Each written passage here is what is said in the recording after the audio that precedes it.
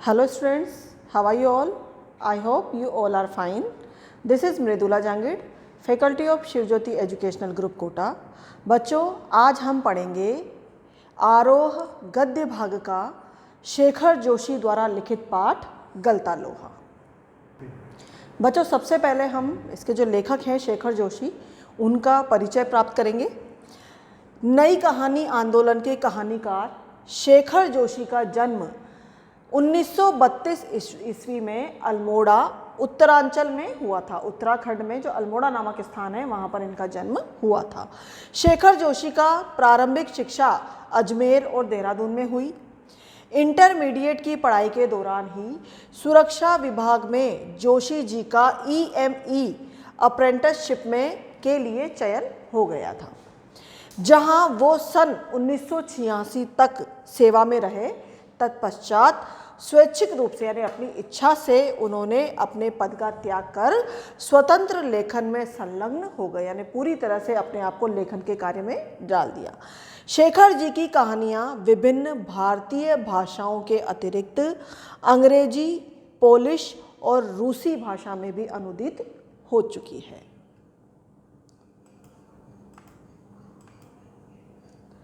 अब आगे है इनकी रचनाएं।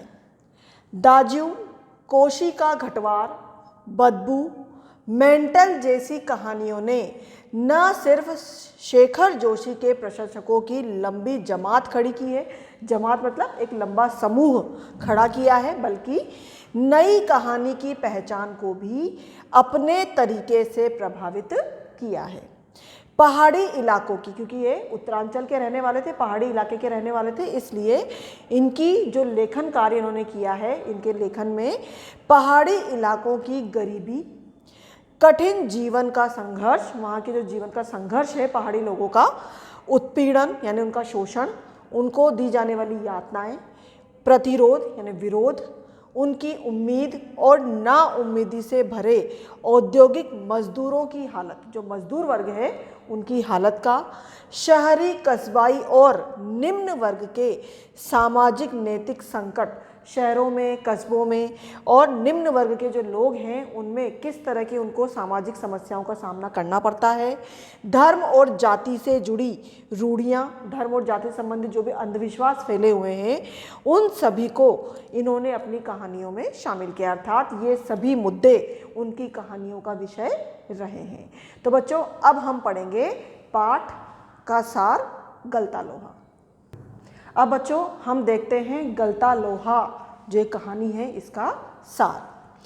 मोहन के पिता वंशीधर पुरोहिती का काम करते थे। ये जो कहानी है बच्चों, ये कहानी है मोहन की। मोहन एक बालक है, उसके साथ क्या क्या घटित होता है, वो कितना मेधावी छात्र होता है और उसके बावजूद भी उसकी पढ़ाई नहीं करवाई जाती, इसी का इसमें वर्णन किया गया है। तो ये कहानी शुरू हो रही है। इनके पिता जो हैं वो ये ब्राह्मण वंश से है, ब्राह्मण परिवार का बच्चा है, और इनके जो पिता हैं वो पुरोहिती का काम करते हैं, मतलब पुजारी का काम करते हैं। तो यहाँ पर यही बता रहे हैं कि मोहन के पिता वंशीधर पुरोहिती का काम करते थे। लोग उनके संयम और तप के कारण उन पर श्रद्धा रखते थे, क्योंकि वो जो काम करते थे, पूजा पाठ करवाते थे, वो बहुत ही संयम के साथ और बहुत ही मेहनत से, श्रद्धा के साथ करवाते थे, और इसीलिए जो सभी गांव के जितने भी लोग थे वो उनका बहुत सम्मान करते थे। परंतु अब वह बूढ़े हो चुके थे, वह व्रत उपवास भी नहीं कर सकते थे। उन्होंने गहरी सांस लेकर बेटे को सुनाया कि वे चंद्रदत्त के घट रुद्री पाठ करने नहीं जा सकते। रुद्र का जो पाठ होता है वो उन्हें चंद्रदत्त के यहाँ करने जाना था, लेकिन अब उनकी वृद्धावस्था के कारण वह इतना कठिन व्रत नियम का पालन नहीं कर पाते हैं, इसीलिए वो कह रहे हैं कि वह अब इस तरह के पूजा पाठ करने में असमर्थ है। बेटे मोहन ने उनका आशय समझ लिया, किंतु कोई उत्तर नहीं दिया। अपने पिता का भार हल्का करने के लिए उसने हसुआ उठाया और उसकी धार तेज करवाने के लिए धनराम लोहार के यहाँ पहुँचा। हसुआ एक काटने का औजार होता है बच्चों, जो लोहे का बनता है। वह सोच रहा था कि हसुए से वह खेती का ही कुछ काम कर लेगा। हसुए में धार नहीं थी, अतः वह धनराम की लोहार की दुकान पर धार लगवाने के लिए पहुंचा। धनराम मोहन का मित्र है, ये दोनों स्कूल में साथ में पढ़ते थे और दोनों अच्छे सहपाठी हैं। इसलिए जो धनराम है उसके लोहे के काम करता है, वो लोहे के औजार वगैरह बनाता है, उसकी दुकान है उसकी। तो इसलिए जो मोहन है वो धनराम की दुकान पर अपने हंसुए में धार लगाने के लिए जाता है। धनराम उसका सहपाठी था। दोनों बचपन की यादों में खो गए। जब वो दोनों मिलते हैं तो उन्हें अपने बचपन के दिन याद आने लगते हैं। मोहन ने उससे मास्टर त्रिलोक सिंह के बारे में पूछा। धनराम ने बताया कि वे पिछले साल ही गुजर गए, यानी पिछले साल ही उनका देहांत हो गया है। दोनों हंस हंसकर बचपन की बातें करने लग गए। मोहन पढ़ाई और गायन यानी गाने में भी निपुण था। वह मास्टर जी का चहेता था, यानी बहुत ही प्रिय छात्र था। ये मास्टर जी का जो अध्यापक हैं उनका बहुत प्रिय छात्र था और पूरे स्कूल का मॉनिटर था। पूरे स्कूल का मॉनिटर अध्यापक जी ने इन्हें बना रखा था और उसे मास्टर साहब ने कमज़ोर बच्चों को दंड देने का अधिकार भी दे रखा था। धनराम ने भी मास्टर जी के आदेश पर मोहन से कई बार डंडे खाए थे। धनराम मोहन से मार खाने के बावजूद मोहन के प्रति स्नेह और आदर का भाव रखता था, क्योंकि जातिगत आधार की हीनता उसके मन में बैठा दी गई थी। बच्चों, ये पुराने समय की कहानी है। उस समय जाति के आधार पर गांव में छुआछूत और भेदभाव की प्रथा थी। जो ब्राह्मण कुल के यानी उच्च कुल के व्यक्ति थे वो निम्न कुल के व्यक्तियों के साथ उठना बैठना, उनसे ज़्यादा बातचीत करना अपना अपमान मानते थे, इसलिए वो बैठते नहीं थे। यहाँ जो मोहन है ये ब्राह्मण कुल का है, यानी उच्च वर्ग का माना जाता है, और जो ये धनराम है वह लोहार था, तो ये निम्न वर्ग में माना जाता था। तो बचपन से ही इनके मन में ये बात, जातिगत आधार पर जो भेदभाव किया जाता था उसकी बात बैठा दी गई थी। तो विद्यालय में कई बार जब पढ़ाई न करने पर मोहन के द्वारा दंड दिया जाता था तब भी वो उसका बुरा नहीं मानता था। उसने मोहन को कभी अपना प्रतिद्वंदी नहीं माना, कभी भी उसने ईर्ष्या नहीं की। धनराम भी तीसरी कक्षा तक ही पढ़ा और जो धनराम था वो तीसरी कक्षा तक ही पढ़ा था। उसके बाद उसने पढ़ाई छोड़ दी। उसका पढ़ने में मन नहीं था। उसे तो 13 का पहाड़ा तक कभी याद नहीं हुआ था। जो धनराम था वो पढ़ने में बहुत अच्छा नहीं था। तभी तो मास्टर जी ने उस पर व्यंग किया था। जो मास्टर जी थे उस पर कटाक्ष करते थे कि तेरे दिमाग में तो लोहा भरा हुआ है, क्योंकि उसके पिताजी और वो जो खानदान था वो लोहे का काम करता था। इसलिए जो अध्यापक जी थे वो उस पर व्यंग करते थे कि तेरे दिमाग पर तो लोहा भरा हुआ है रे, विद्या का ताप कहाँ लगेगा इसमें। तो इस तरह से वो उसे व्यंग करते थे कि तुम्हारे दिमाग में लोहा भरा हुआ है, तुम विद्या नहीं सीख सकते हो। मास्टर जी उसे दरातियों पर धार लगाने के लिए देते थे। उसके पिता गंगाराम ने उसे धार लगाना, लोहे के औजारों पर धार लगाना, हथौड़े से घन चलाना, मतलब हथौड़े से चोट कर करके औजार बनाना, यहाँ तक की विद्या सिखा दी थी। एक दिन अचानक गंगाराम जी चल बसे और धनराम ने सहज मन से उनकी विरासत को संभाल लिया, यानी कि उनका जो पैतृक काम था उनके घर का वो उसने अपने आप ही संभाल लिया। इधर मोहन को छात्रवृत्ति मिली, स्कॉलरशिप मिली मोहन को, क्योंकि जो मोहन था वो पढ़ने में बहुत मेधावी था, बहुत मेधावी छात्र था। तो उसके पिता वंशीधर जो थे, वंशीधर तिवारी, उसे बड़ा आदमी बनाने का सपना देखने लगे, क्योंकि वो पढ़ने में इतना होशियार था। तो उनके पिता की ये इच्छा थी कि ये पढ़ लिख कर एक दिन बड़ा आदमी बने, अच्छी ऊंची पोस्ट पर पहुँचे। शाम को अतः गांव से 5 मील दूर स्कूल में उसे भेज दिया। स्कूल जो गांव का विद्यालय था बच्चों वो 5वीं कक्षा तक ही था, उसके आगे गांव में पढ़ाई की सुविधा नहीं थी। और जो मोहन के पिता थे वंशीधर, वो उसे आगे पढ़ाना चाहते थे। तो जो दूसरा स्कूल था वो गांव से 5 किलोमीटर की दूरी पर था और वो रोज़ 5 किलोमीटर स्कूल जाता था। शाम में थका मांदा जब वो घर पहुंचता तो उसके पिता उसे पौराणिक कहानियां सुनाकर उत्साहित करते थे, मतलब पढ़ाई के लिए प्रेरित करते थे।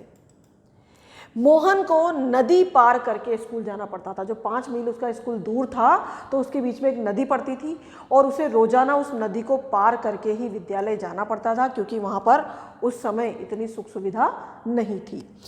वर्षा के दिनों में मोहन नदी पार कर गांव के यजमान के घर में रहता था। जो दूसरे गांव में जो यजमान थे उनके, वहाँ पर वो बारिश के दिनों में रह जाता था।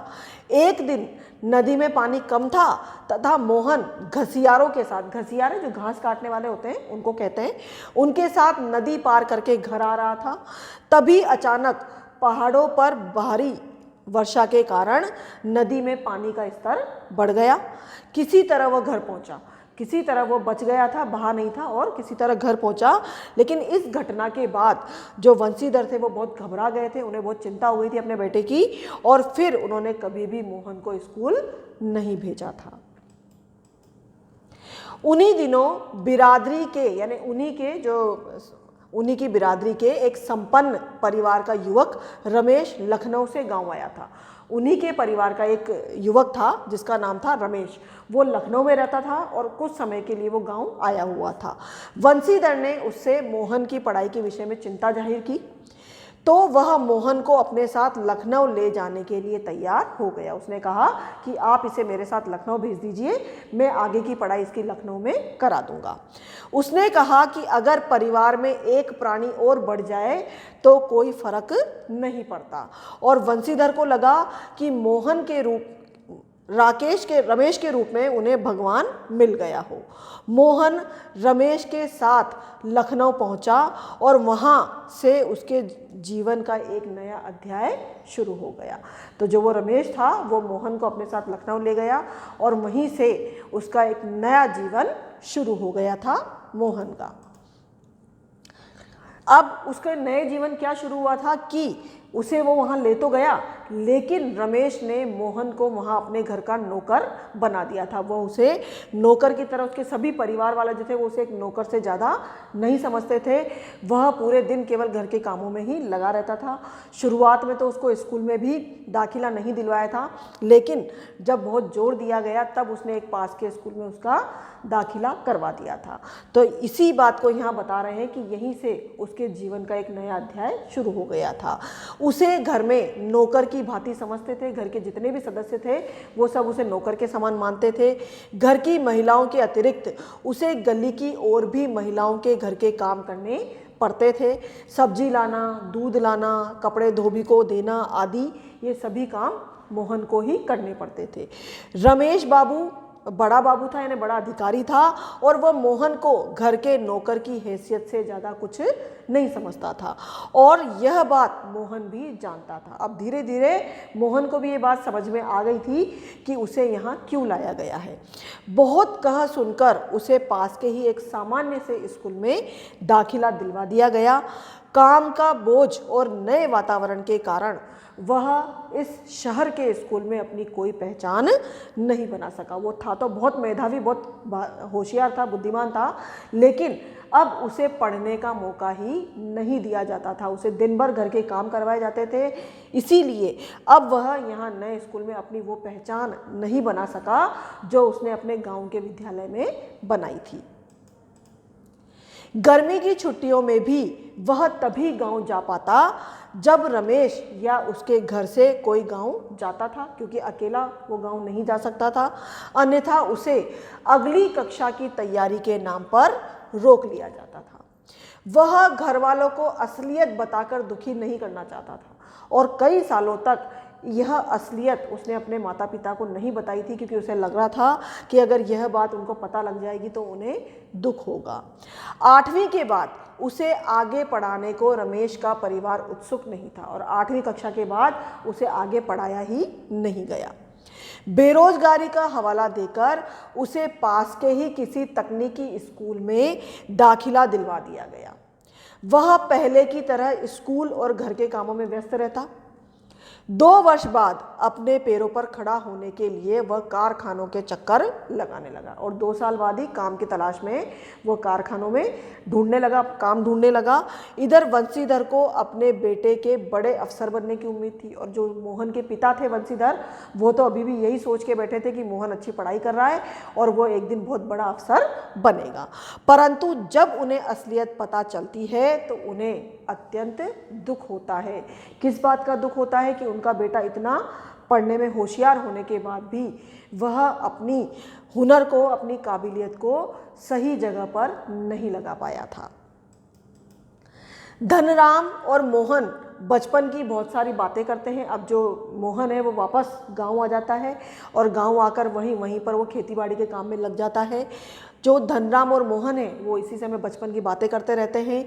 धनराम बोलता है कि यदि पंडित जी हसुए को किसी के हाथ भिजवा देते तब वह तब भी ठीक कर देता। पंडित जी मतलब वंशीधर जो मोहन के पिता हैं, उनके लिए वो कहता है कि अगर वो किसी के हाथ भी भिजवा देते तब भी मैं इसके धार लगा देता। मोहन बिना कुछ कहे वहीं बैठा रहता है। गांव में सामान्य तौर पर ब्राह्मण टोले के लोग शिल्पकार टोले में नहीं बैठते थे, क्योंकि ब्राह्मण को उच्च वर्ग का माना जाता था। यदि कोई आवश्यक काम से आ भी जाता था शिल्पकार टोले में, तो ब्राह्मण टोले के लोग शिल्पकार टोले में आते और खड़े खड़े अपना काम करवा के चले जाते थे। शिल्पकार लोग ब्राह्मण टोले के लोगों को बैठने के लिए भी नहीं कह सकते थे, क्योंकि यह अपराध माना जाता था। धनराम अपनी दुकान पर लोहे की मोटी छड़ को भट्टी में गलाकर गोल बना रहा था। वह छड़ निहाई पर ठीक प्रकार से न फंसने के कारण ढंग से मुड़ नहीं पा रही थी। निहाई लोहे का एक भाग जिस पर दूसरे लोहे को जमाकर उस पर चोट की जाती है ताकि वो गोलाकार रूप ले सके।